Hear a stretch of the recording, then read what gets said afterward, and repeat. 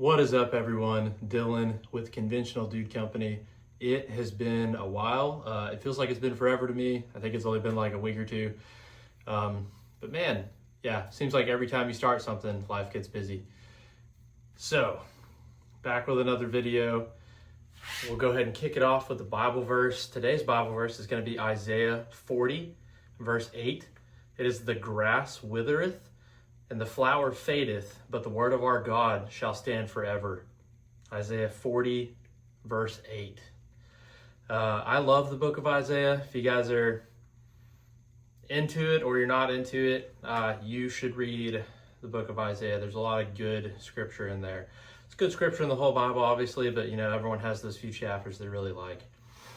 All right, so I got a comment on my last video, on my 14.5, which, by the way, everyone that watched that video, shared that video, liked that video, thank you guys so much.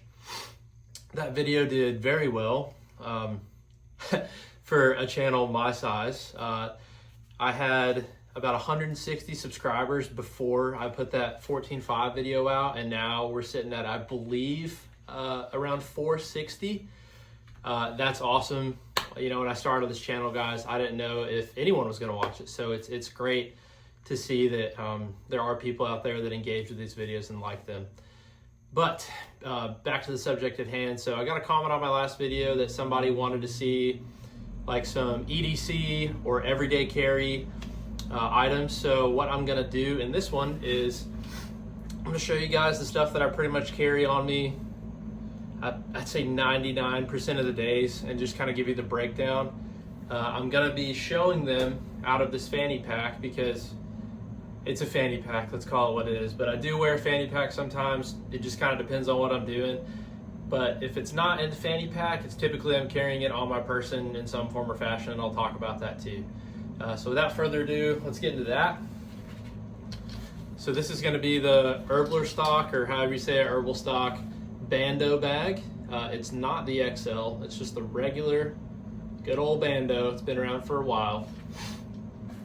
I tried, they do have it in some other colors, but my just affinity for the Marine Corps and all things that are tactical, I probably should have gotten one that was a little less showy, but it's hard to go wrong with Coyote Tan and some stealthy kind of wolf gray in there. But let's go ahead and go over this. So in this front pocket, might have some change or some small miscellaneous items. I have dry lips, so I always have chapstick, no matter what. And that's gonna be for all you aficionados out there. That's Burt's Bees original right there, baby. Solid stuff. All right, so the next pocket, which is gonna be kind of the main storage pocket of the Bando bag. I love this because I think I've said it in another video. I was a corpsman. I love tourniquets. I think everyone should have a tourniquet. Every man, woman, and child should have a tourniquet. And in the top of this, they have a sleeve sewn in so that you can put a tourniquet in here. Now, a lot of you guys are going to see this and think that's a cat, maybe combat application tourniquet. It's not. This is actually pretty cool. This is kind of it's an updated, not an updated, it's what I would say is an improvement over the cat. It's Ukrainian, but essentially just imagine a cat with thicker plastic, a better inner band, and then the windlass and pretty much all the hardware on here is aluminum, so it's very strong. But it works the same way as a Cat Gen 7. Then we'll have, this is just my wallet. And this wallet is, the brand is King's Loot. It's just like a small wallet, it's got a little money clip inside it. Nothing crazy. It does have this fun band that when you pull it, your extra cards come out. So that's neat. You can sit there and fiddle with that all day. One thing I guess I think is cool in this wallet, it's got this extra sleeve on the outside right here, where you're supposed to keep your quick, easier to get to cards, but I have just a little set of knuckles that someone got me for, I think it was Christmas or my birthday, but it's from Kill Bad Dudes, and they're titanium, and it's like the same size, maybe a little bit thicker than a credit card, and it's titanium, so it weighs almost nothing, but you know, got some knuckles in there at all times. Let's put that there. Okay. So next thing is pretty much the knife I carry most days, unless I'm going outside, like outdoors, and I know I'm going to be, you know, using a knife like hack on some stuff. I will typically carry this. This is a Tor Knives Suitor. One of my best friends got me this for my birthday a few years ago, and I've carried it most days ever since then. I love this knife. Even got a little "Stay Dangerous" on there, because he's a really cool dude. Cool military guy, done a lot of cool stuff, way cooler than I am. So, and I figure if I carry that knife, it, you know, it makes me a little cool too. So, and then the only other thing in here currently that I would carry most days is just a spare mag, which you guys can probably guess what this is for just by looking at it. All right, so zip that guy up. Let's move on to the back. So this back compartment is nice because it stays really close to your body, this compartment right here. And then when you're using this fanny pack, it doesn't really stick out that much. It doesn't look overly huge. I've seen a lot of fanny packs these days that are more like the tactical fanny packs, and they hang way out. It's kind of obvious there's probably a gun in there, but when you wear this one, it's really not that thick if you don't pack it crazily. So I think you can still pull this off just looking like a normal fanny pack. And so this rear pocket is going to be where your gun is going to go. And so I will do a quick breakdown on this pistol as well, but I just want to point out it has this nice Velcro or hook and loop for all you military people out there. And then it's just a good sized pocket. This is a Glock 19, so you know, a pretty decent sized handgun. It also has a dot on top of it, and it's got a light, so that's a pretty big handgun to be in a fanny pack. And as you can see, it's right at the limits, but it fits. And I love that because I love carrying like just a larger handgun anytime that I can. I mean, I shoot better with them. I think most people, you know, it's just comfortable with your hand, all that stuff. This is going to be, this retention system right here is going to be from Tight Shoots. They're another company that make their own fanny packs, and I don't have a Tight Shoots fanny pack, but I have this from them. And it's called the Mars. It's the Magnetic Adaptable Retention System, and essentially all it is a really heavy-duty, thick piece of Kevlar and Kadura that's sewn together, and it's got rare earth magnets in it, and then it's got very strong Velcro on the backside. And so you can see it's just got those rare earth magnets along the backside of the slide, but then in this flap too. And guys, I've had this in here running, working out, romping around in the woods, all that stuff. It has never shifted from where I've put it in there. The trigger has stayed covered. I know it seemed a little sketchy to me first too, because I'm used to always having a pistol in Kydex, you know, like a very hard holster. It's not going to flex at all. I just want to say I've had no issues out of this. And the nice thing about this is the adaptability and the modularity. You can throw pretty much any handgun, light, optic combo, anything. You don't have to worry about, you know, getting a different holster and wrapping it with like Velcro one wrap or something to sit in here and hold. You just leave this in here and you can put any gun you want that'll fit in the fanny pack in there. And so I really like it. I would recommend it. Like I said, I've had no issues with it, and I always keep my guns, you know, one in the pipe. I don't carry on an empty chamber. That's why I have Glocks. You know, we'll let that rest. But all right, so let's take this bad boy out of here.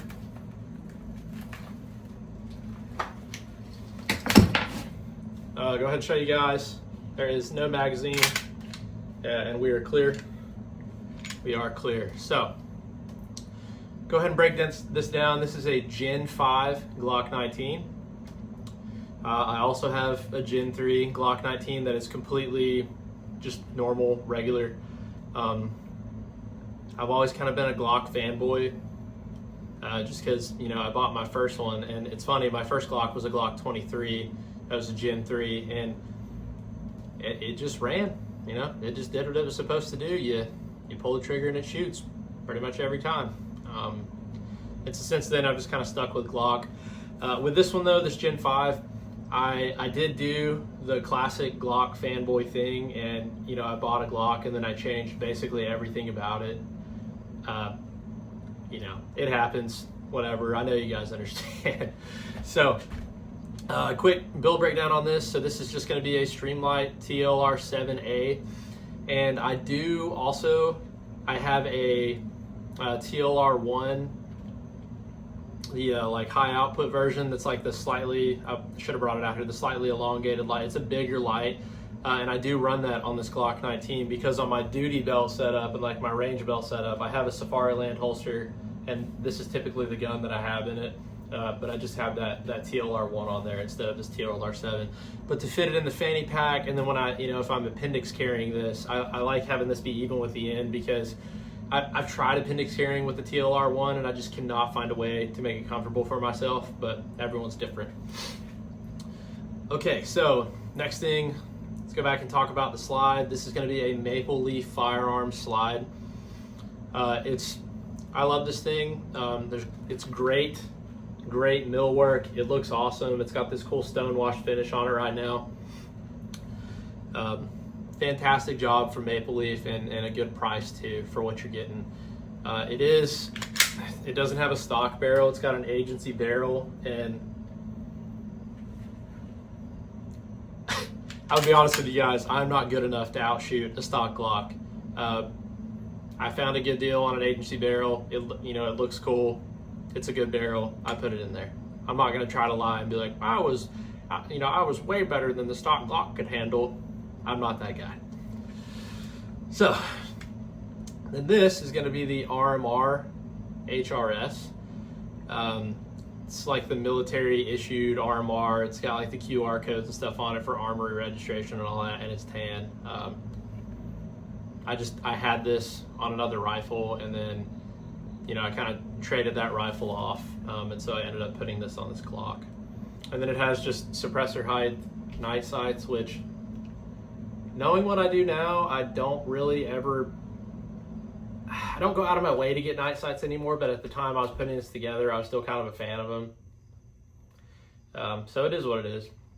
They work great. You know, they're good. And then two more things on this bad boy. We got the magwell from SLR Rifle Works. It's like one solid piece of aluminum. It's, you know, not crazy flared, but it does give you it's kind of a good index point for your pinky when you're grabbing the gun. And then it just helps facilitate reloads, because, you know, I'll probably mess that up too, because I'll always be an amateur. And lastly, this trigger is going to be from Johnny Glock. Now, I have tried a lot of triggers, just not only in my guns, but in my friends' guns. Gosh, I'm trying to think. I've tried like polished stock Glock triggers, Apex.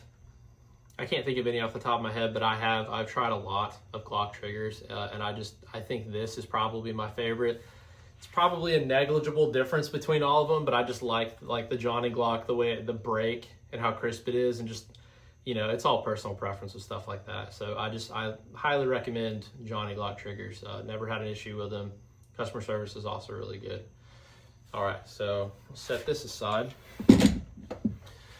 So that is pretty much my breakdown of what I would have on me most days when I go out. I do want to also show you guys one more pistol that I have. It's nothing fancy, but this would be something that I would wear. I think there's times with me where, you know, I have to have my shirt tucked in for a long time, or, you know, I'm like going to church, you know, going to somewhere I need to dress a little more fancy. And it's just, sometimes it's just hard. Like, I know I have a holster with tuckable clips for that Glock 19, but sometimes it is just easier to carry something small in a pocket. And I also want to preference this with saying this pistol is going to currently be in a soft holster, a soft pocket holster. It's a DeSantis holster. I have a Kydex pocket holster on the way for this, but, you know, they make them one-off when you order them, so it's taken a while to get here, and I don't have it yet. And I just got this pistol recently. But I've been carrying it a lot, and it's the easiest thing I've ever carried. You don't even realize it's there. But this is going to be, so this is that DeSantis pocket holster. It's just kind of got sticky material on the outside. And like I said, it works for now. I've had no issues out of it, but I like having Kydex because, you know, there's no worry about the fabric of the holster bending in. Which with this, you're not going to reholster this in your pocket. If you pull the gun out of the holster, just pull the holster out of your pocket, reholster, go back in your pocket. But this is going to be the Ruger LCP Max, no magazine, we're clear. I had a good buddy that has a regular Ruger LCP, and I shot it and messed with it, and I was like, I actually wouldn't mind to have one of these. So by this time, they'd come out with the Max, and all it is it's barely bigger than the stock LCP. But the magazine for this, and it's a 380, by the way, guys. It'd be cool if you could get one at 9mm, but I'm okay with 380 for a little, you know, pocket gun backup like this. But this tiny gun that fits in any pocket I have on any pair of pants or any pair of shorts, it holds 10 rounds in the magazine. This is going to be this is the mag right here, guys. It's a little. They figured out a way to just kind of double stack it, but not add that much width compared to the stock one, or the original LCP, and it holds 10 rounds. So you can have this tiny pocket gun and hold 11 rounds. I mean, gosh, that's only 5 less than my Glock 19. That's awesome. For how small this is. And like I said, like going to church, you know, you just put it in your slacks, not worry about it. Some other updates for the Max versus the stock. I keep saying stock, the standard LCP. The sights on this are better. They get they're a little more pronounced. And then you also get a tritium front sight. So the sights are better. The trigger is marginally better on this one. It is improved, but it's not crazy noticeable. And at least one thing that I've noticed from most of the standard LCPs that I've handled is the ability to pull the slide back on this is easier, and the ability to manipulate the controls is easier. Not so much of an important thing for me, but if my wife carries this, it's, you know, it's easier for her to pull it back and manipulate the pistol. But so there's that. If you guys have any questions about this, fairly straightforward. If you have questions about any of the stuff that I've shown in this video, just ask them in the comments. If I missed anything or you saw something I didn't go over, just ask me in the comments and I will get back with you. I'm trying to make it a priority to answer and respond to every comment on the videos. Let's see. The last thing I want to do as I wrap up this video, I'm trying to keep them under 20 minutes. I think we're sitting at about 18 something right now. I want to ask you guys a question. Anyone that watches this video, whether you're one of my subscribers or not, if you're not, maybe consider subscribing. I have an idea for a video series, you know, just maybe like a 2 or 3 parter, and I want to call it Corman Clips. And what I want to do is just kind of break down medical items and how to use them. And these are items that I think, you know, like the everyday just prepared citizen could know how to use. I don't think, you know, it's just something for like EMTs or paramedics or, you know, military medics or anything like that. I want this to be something that I think it's knowledge everyone could have. And I'm not going to go deep into the weeds on it. I just want to hit the wave tops of it. And it almost feels wrong asking if you guys would be interested in this right now, given the events that have happened in the past couple of weeks. But I was planning this before all that happened, but I think even more so now, we can see that it's important to have this medical knowledge.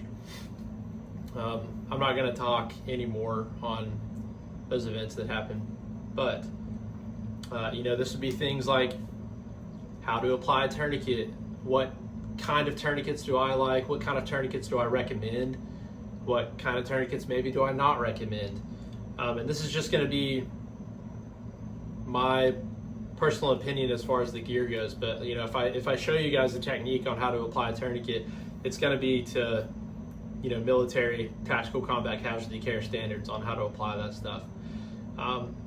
We can also touch on wound identification and packing, applying a pressure dressing. I won't talk about any airway adjuncts, but what I can do is help you assess their airway and see how they're doing with that. And the thing about this is I want to tailor it to something that I think would be applicable to all you guys. So you're not going to have to sit on this person for hours on end, so I'm not going to go into the weeds, but you might be able to, if you could put a tourniquet on somebody and help facilitate them getting a tourniquet on, you could save a life with stuff like that. So please guys, let me know in the comments if that's something you would be interested in. I really want to do it because I have a passion for teaching this, and I really like medicine. But that is everything for now. I am going to try to be better about making videos more consistently, but like I said, guys, I've been kind of working some contract jobs, and I've been all over the place. Yeah, again, I want to bounce back to what I said in the beginning of the video. I deeply appreciate all the support. It's been awesome. I think my last video is almost at 10,000 views, which I know for some people is not a lot, but for a small starting off channel like mine, it's crazy. I never thought that many people would watch one of my videos. And then again, everyone that subscribed, I really, really appreciate it. I appreciate every single one of you that subscribed and watched these videos. But like, comment, subscribe, guys. If you have any questions, again, put them in the comments and I will answer every single one. Thanks, guys. I'll see you soon.